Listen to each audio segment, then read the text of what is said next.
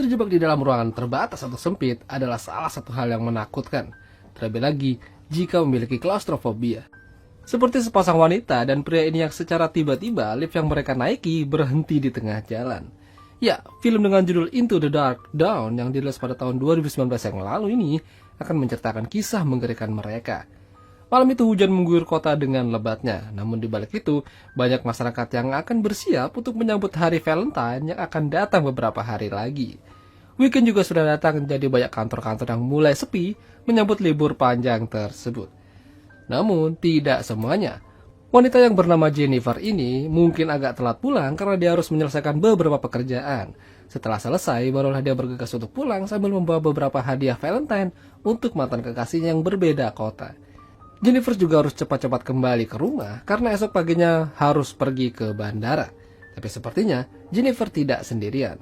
Ternyata malam itu seorang pria bernama Guy dengan pakaian rapinya juga mungkin akan pergi ke suatu tempat karena ia membawa minuman yang disinyalir untuk berpesta. Bersama dengan itu, Guy masuk ke lift yang di dalamnya ada Jennifer. Mereka sama-sama menuju lantai basement, namun Guy yang paling terakhir. Seperti biasa, kalau di dalam lift bersama orang yang tak dikenal, kita pasti akan merasa canggung dan malu-malu. Sampai akhirnya, Guy membuka obrolan kecil pada Jennifer untuk mencarikan suasana malam yang dingin. Lalu Guy tidak sengaja melihat sebuah gambar orang terjebak di dalam lift yang sepertinya diukir menggunakan benda keras. Begitu Jennifer ikut melihatnya, tak lama lift yang mereka tumpangi berhenti secara mendadak. Namun anehnya, lampu dan listriknya masih berfungsi. Guy mencoba menekan tombol bantuan dan darurat, namun tidak ada yang merespon. Dibuka pun juga tidak ada gunanya. CCTV lift tampaknya berfungsi tapi tidak ada yang merespon juga. Mereka tidak tahu harus bagaimana. HP mereka juga tidak mendapatkan jaringan. Untungnya, Guy dan Jennifer tidak memiliki fobia ruangan sempit. Segala cara mereka lakukan untuk mendapatkan bantuan sepertinya tidak ada yang berhasil. Tidak tahu kapan mereka akan bisa keluar dari sana. Malangnya lagi, hari itu adalah hari weekend.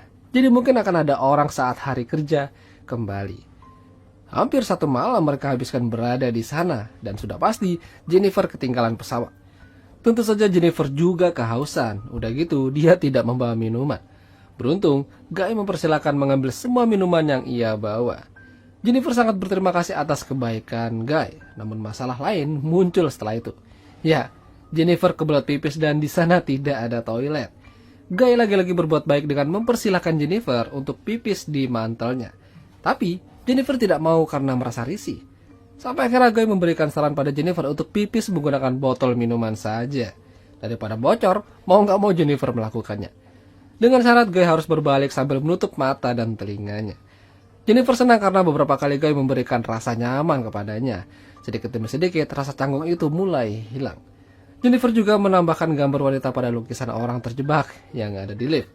Mereka saling sharing pengalaman pribadi, termasuk mantan kekasih yang ingin Jennifer temui. Mereka mungkin sedang tidak baik-baik saja. Oleh karena itu, Jennifer ingin memberikan kejutan pada mantan kekasihnya supaya hubungan di antara mereka membaik dan kembali balikan. Begitu juga dengan Guy yang berkata jujur pada Jennifer kalau sebenarnya dia cukup sering melihat dan memperhatikan Jennifer saat di kantor. Bahkan, dia juga mengakui kalau Jennifer punya paras yang cantik dan manis.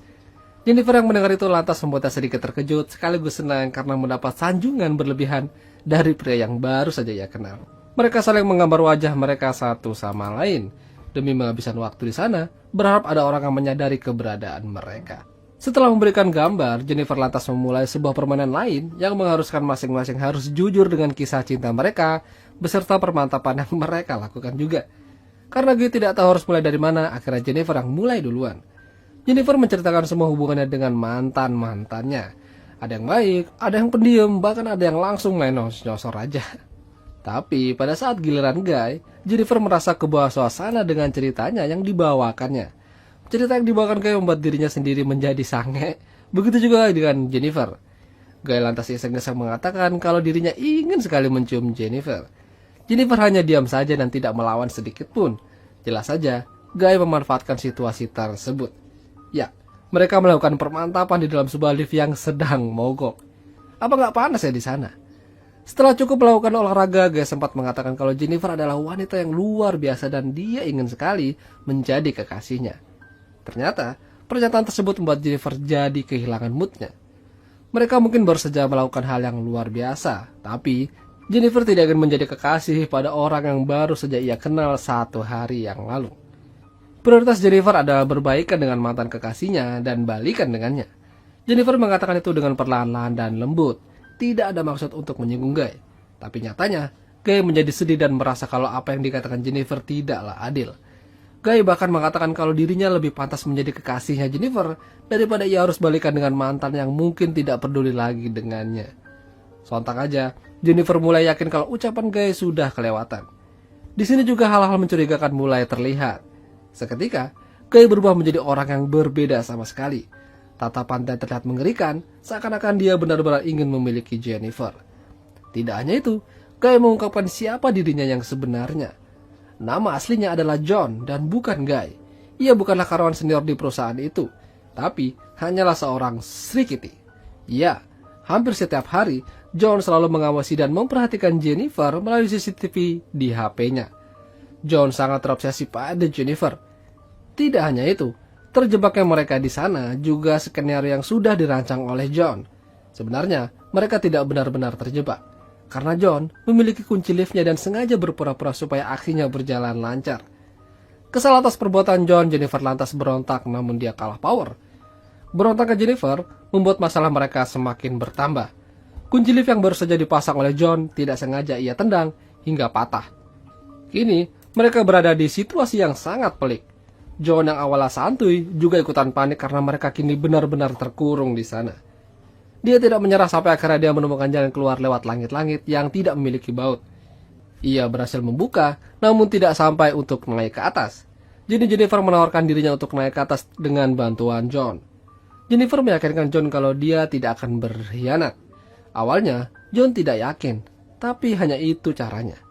Setelah Jennifer berhasil naik, dia berbohong pada John sambil memberikan jari tengah padanya. Buru-buru Jennifer meraih pintu lift di atasnya, namun ternyata John tidak kehilangan akal.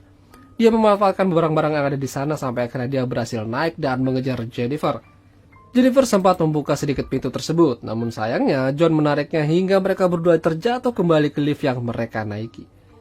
Jennifer terbangun duluan, lalu ia tersadar untuk membuat asap supaya sistem alarm akan memberitahukan langsung ke pemadam pembakaran. Tidak hanya itu, dia juga mengikat tangan dan kaki John supaya ia tidak bisa bergerak. Jennifer menyalakan HP lalu merekam apa yang terjadi selama di sana. Dia juga meminta John untuk berkata jujur di depan kamera. Semua ini memanglah rencana John, supaya ia bisa lebih dekat dengan Jennifer. Ukiran gambar yang terjebak di dalam lift tersebut juga ia yang buat. Sewaktu Jennifer melihatnya, diam-diam John mematikan lift menggunakan kunci yang ia bawa. Sungguh, semua itu membuat Jennifer terkejut. Meskipun John bersalah atas tindakannya, tapi Jennifer masih merasa kasihan. Meskipun begitu, ia mungkin akan tetap melaporkan John saat ia bisa keluar dari sana nanti. 2 hari mereka berada di sana sampai akhirnya malam itu, rekan kerja John datang ke kantor ingin bermain bersama gebetannya. Pria itu adalah Eddie, tapi dia tidak menemukan John. Sampai akhirnya dia melihat di CCTV tempat di mana John dan Jennifer terjebak. Eddie berkomunikasi dengan Jennifer dan akan segera memberikan pertolongan pada mereka. Tapi saat menolong, dia malah dihabisi oleh John. Tidak lupa kekasihnya Eddie juga ia habisi dan mayatnya dilempar ke jalur lift.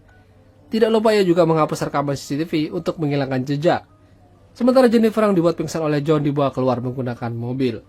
Ia berniat membakar mobil beserta Jennifer di dalamnya. Namun nyatanya, Jennifer tersadar dan melumpuhkan John lalu mengambil alih mobilnya. Jennifer lantas menabrakkan mobil tersebut pada John hingga ia terlempar masuk ke dalam bak sampah. Jennifer yang tidak pikir panjang lantas membakar sebatang rokok jumbo lalu melemparkan itu pada John dan film pun berakhir. Itulah tadi dari cerita film Into the Dark Dawn. Jika kalian suka dengan video ini, jangan lupa untuk tinggalkan like ya lor. Dan sampai jumpa lagi.